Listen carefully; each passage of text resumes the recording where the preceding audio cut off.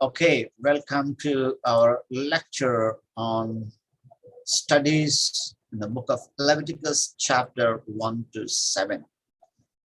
Book of Leviticus, chapters 1 to 7. Leviticus does not articulate a theory of sacrifice, but simply describes a variety of sacrifices. Bellinger Jr. said. I'm not sure how many Christians read the book of Leviticus. Book of Exodus quite interesting, Genesis quite interesting, a story form we read. Let me ask the friends online. I think Prakash is traveling. He may not be able to respond. Let me ask Hubert. Have you read the book of Leviticus chapter by chapter anytime? How is your reaction to reading the Leviticus? No. Leviticus. No, I don't remember. I have read long time back.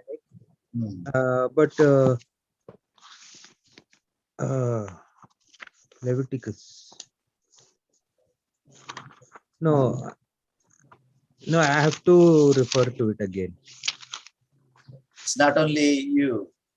Most of the times people are not there enough to read this book. A lot of ceremonies, sacrifices, it's one of the most difficult book to read for people, but it is quite interesting. There's not only a theory of what takes place in a sacrifice. So let me ask a question, Hubert. What takes place in a sacrifice?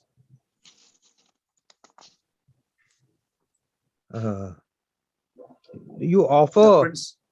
Yeah, please tell me. You offer something.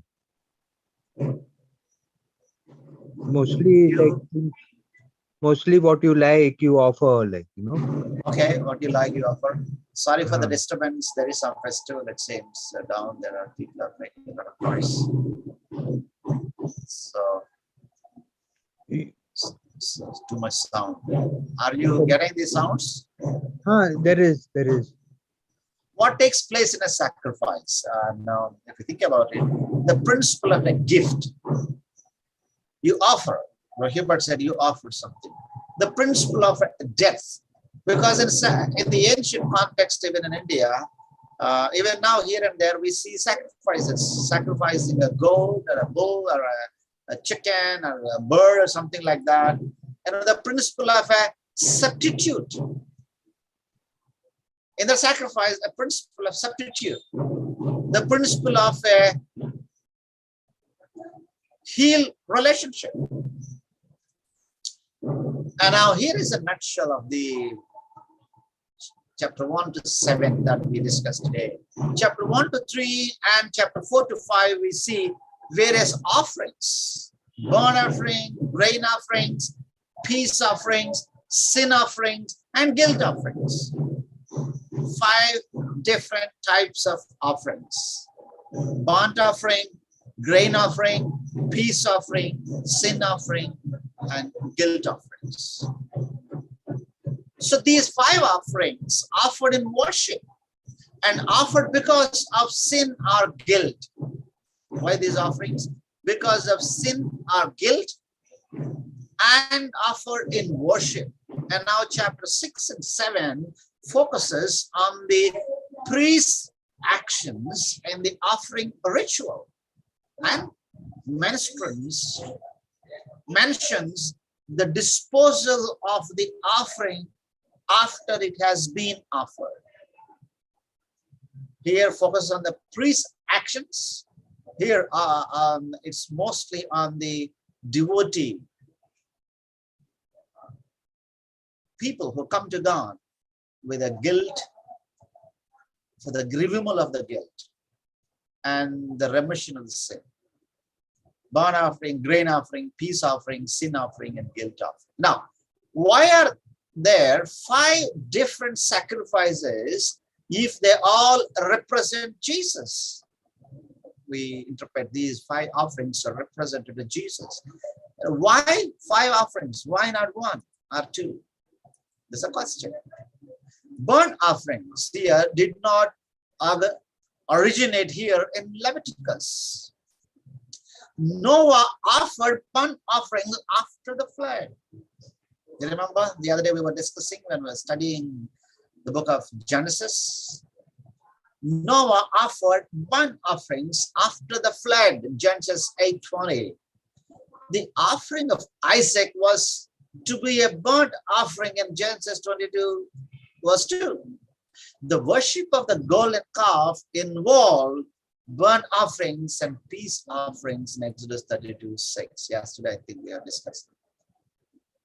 The burnt offerings did not originate here in Leviticus, as I said. It was the basic offering. Burnt offering was the basic offering. The morning and evening offerings. The morning and evening offerings. Compulsory offering. Offerings at various feast days. And the third thing about this offering was, it was to be completely summoned by the fire. It was completely summoned by fire. Today we have a symbolic in India. Our friends, most of the times there's a word for this. Nitya Deeparadhana. What is Nitya Deeparadhana? It completely consumed by the fire. Constant, continuously burning. It will not quench. 24/7. So, holy also.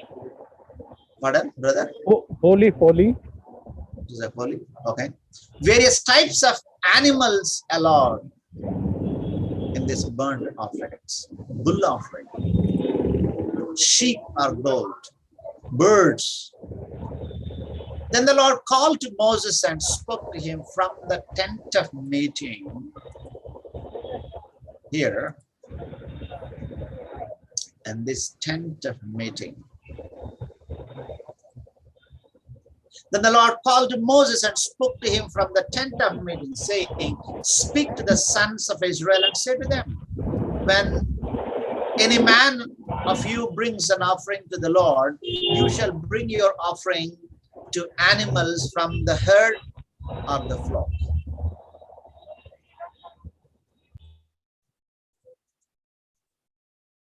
If his offering is a burnt offering from the herd, he shall offer it. A male without a defect, he shall offer it at the doorway of the tent of meeting, that he may be accepted before the Lord. If his offering is a burnt offering from the herd, he shall offer it, a male without defect.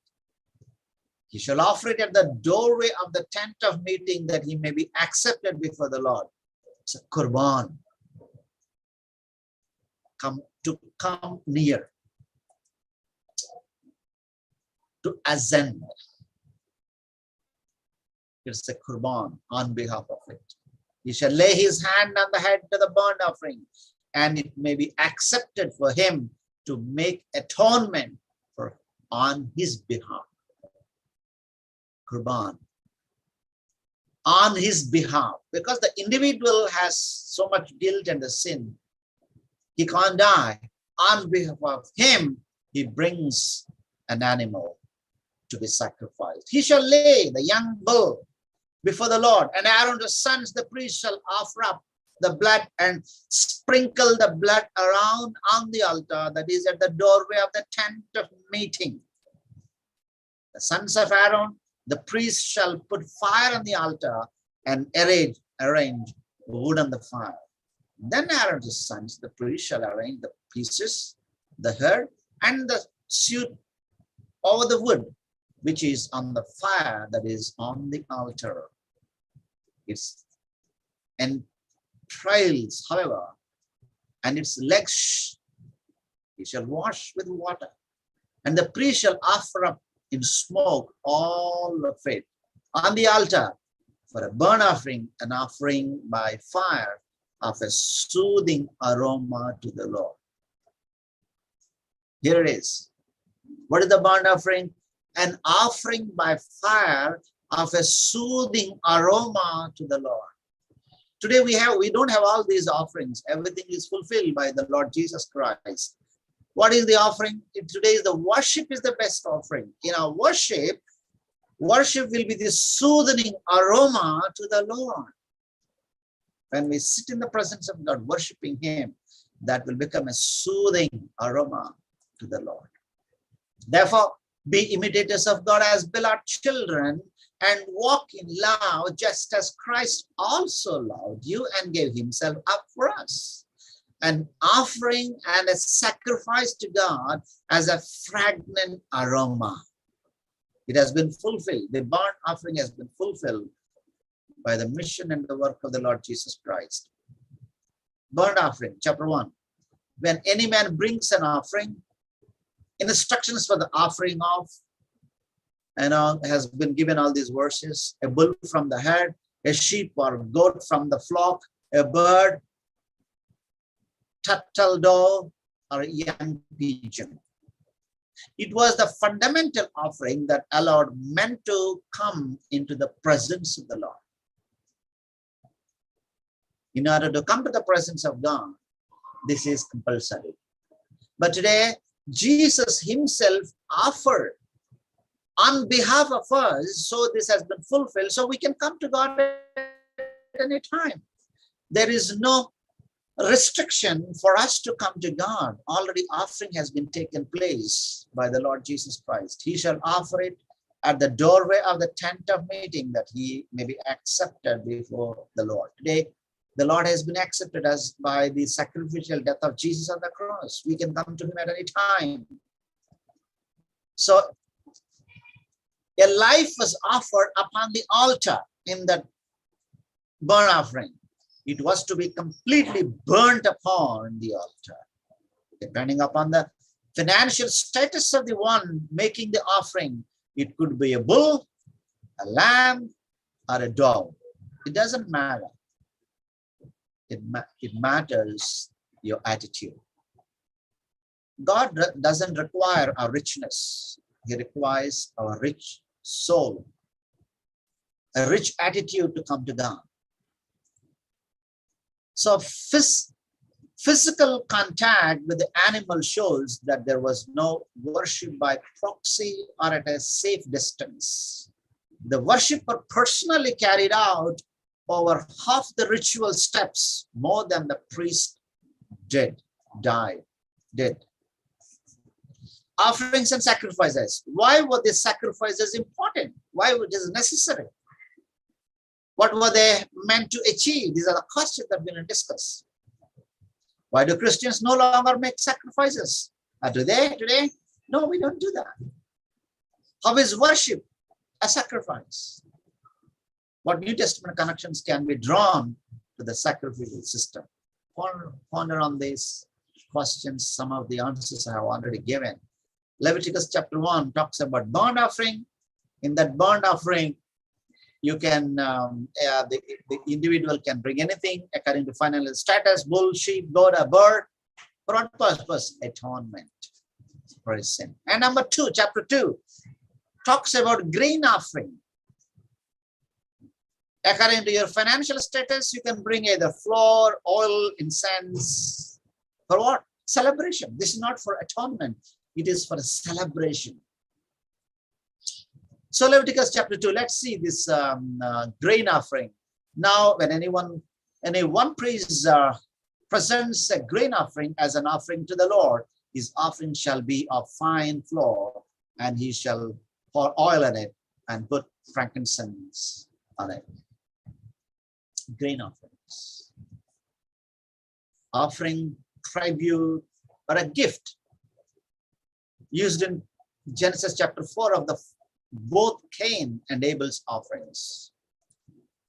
The grain offering. Today we have a harvest festival related to this. It was an unbloody offering. The burnt offering is related to blood and a sacrifice, but a grain offering was an unbloody offering.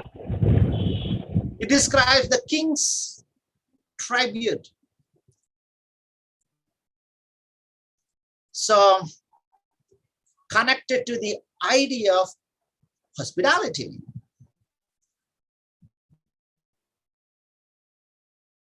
It was to be made without leaven or honey. Part went to the Lord. The rest went to Aaron and his sons. In the offering, some part went to the Lord, and the rest went to Aaron and his sons. Even now today in India, people take coconuts to the temples. They give an offering. The pujari or the priest take it. He breaks it in the inner holiness, holy of the holy place. And he takes the half and he takes the rest to the devotee. Now, there is a concept. I'm not synchronizing that and this, but I'm talking about the concept. Prakash video is making trouble. Audio is making trouble. We mute him. Okay. It was to be seasoned with salt as a salt covenant. Jesus as the bread of life. Jesus as the bread of life. So now chapter 3 is a peace offering. Male or female, cattle or sheep. This offering is related to rejoicing. First one is for as an atonement. Second one is celebration. The third peace offering is rejoicing. Male or female, cattle or sheep. Peace offering. Now, if his offering is a sacrifice of peace offering, if he is going to offer out of the head, whether male or female, he shall offer it without a defect before the Lord. Without the defect. That's important. A picture of imputation can be seen here. It could be from the head or cattle or the flock of sheep or goats. It could be male or female. And the fat of the animal as well as the entrails were to go to the Lord. The best portion of the animal goes to God. The flesh went to the priest and to the one making the offering. Everyone ate a portion of this offering, signifying communion with God. Communion with God. Jesus is our shalom. He is our peace. Peace offering has been fulfilled in the Lord Jesus Christ. The peace offering was generally accompanied by a liberation of wine. Now, the fourth offering is a sin offering. Chapter 4, verse 1 to chapter 5, 13, we see this. This offering is bull, goat, male or female. Sin offering. Unintentional sin. Unintentional sin. Then the Lord spoke to Moses, saying, speak to the sons of Israel, saying, if a person sins unintentionally in any of the things which the Lord has commanded not to be done, and commits any of them, if the anointed priest sins so as to bring guilt on the people, then let him offer to the Lord a bull without defect as a sin offering for the sin he has committed. If the anointed priest sins, if the leader sin, what to do? Should offer. If the anointed priest sins, if the people sin, if the leader sin, if one of the common people sins, this shows that all have sinned and fall short of the glory of God. Everybody needs sin offering, irrespective of the stages. He shall bring the bull to the doorway of the tent of meeting before the Lord, and he shall lay his hand on the head of the bull and slay the bull before the Lord. Then the anointed priest is to take some of the blood of the bull and bring it to the tent of meeting, and the priest shall dip his finger in the blood and sprinkle some of the blood 7 times before the Lord in front of the veil of the sanctuary.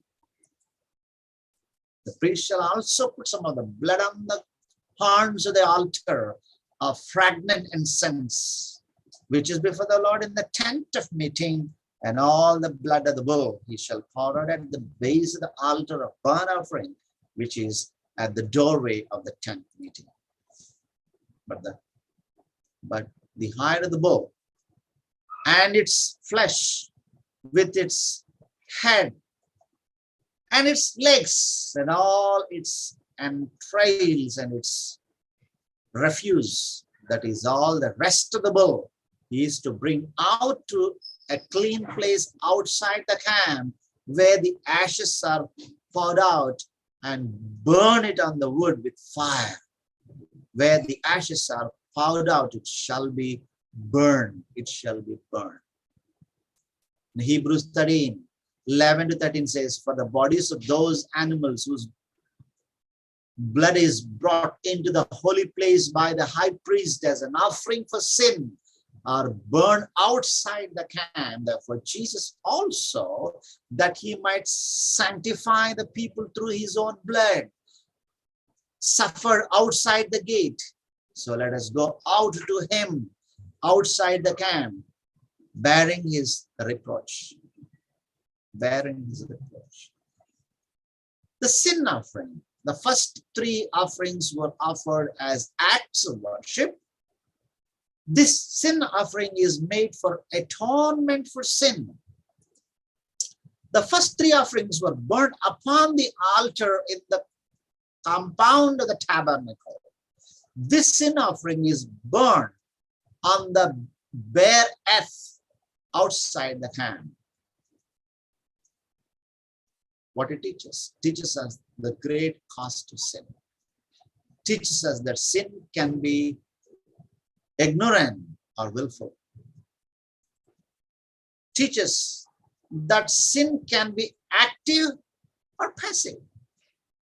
Whether it is ignorant or willful, sin is serious.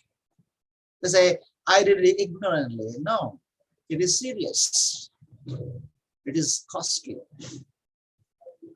Payment. This teaches us that sin can be active or passive. Teaches us that the only solution to sin is the death of an atonement substitute. And now let's move to chapter 5, verse 14 to chapter 6, 7. We see the guilt offering, burnt offering, grain offering, peace offering, sin offering, and the 5th one, now the last one, guilt offering. Ram or equivalent sum. That is also for atonement. So the guilt offering, this offering is the only one not described as a soothing aroma. Includes the mandate of a financial recompense to the party that was wrong. Both sin offerings and the guilt offerings are for unintentional offenses. Let me read the text. Then the Lord spoke to Moses, saying, when a person sins and acts unfaithfully against the Lord and deceives his companion in regard to a deposit or a security entrusted to him, or through robbery, or if he has extorted from his companion, or has found what was lost and laid about it and sown falsely, so that he sins and regret in regard to any one of the things a man may do. Then it shall be when he sins and becomes guilty, that he shall restore what he took by robbery, or what he got by extortion, or the deposit which was entrusted to him, or the lost thing which he found, or anything about which he swore falsely. He shall make restitution for it in full, and add to it 1/5 more. He shall give it to the one to whom it belongs to the day he presents his guilt offering. As let me summarize 7 chapters. Well, it is said, chapter 1 to 3, And chapter 4 to 5 talk about 5 offerings: burnt offering, grain offering, peace offering, sin offering, and guilt offering. These offerings are offered in worship and offered because of the sin and guilt. These offerings focuses on the priest's actions in the offering ritual and mentions the disposal of the offering after it has been offered. Then the Lord spoke to Moses, saying, command Aaron and his sons, saying, this is the law for the burnt offering. The burnt offering itself shall remain on the hearth, on the altar all night until the morning, and the fire on the altar is to be kept burning on it. The priest is to put on his linen robe, and he shall put on undergarments next to his flesh, and he shall take up the ashes to which the fire reduces the burnt offering on the altar, and place them beside the altar.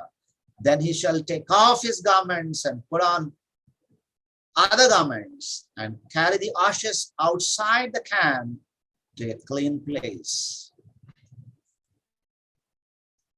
Chapter 6, 8 to 3. Law for burnt offering can be seen here. Ashes carried out by priest to a clean place. Verses 14 to 18. Law for grain offering can be seen here. Grain offering at atoning of Aaron. Verses 24 to 30, we see law of sin offering. Blood must be drained or burned with fire. Whereas the law for guilt offering in chapter 7, 1 to 10, blood applied around the altar. Whereas the law for peace offering, verse chapter 7, 11 to 21, to be eaten on the day of the offering. Law of burnt offering, law of grain offering, law of sin offering, law for guilt offering, and law for peace offering. You see the laws of the offering. And this ends the lecture today. Thanks for joining. God bless you.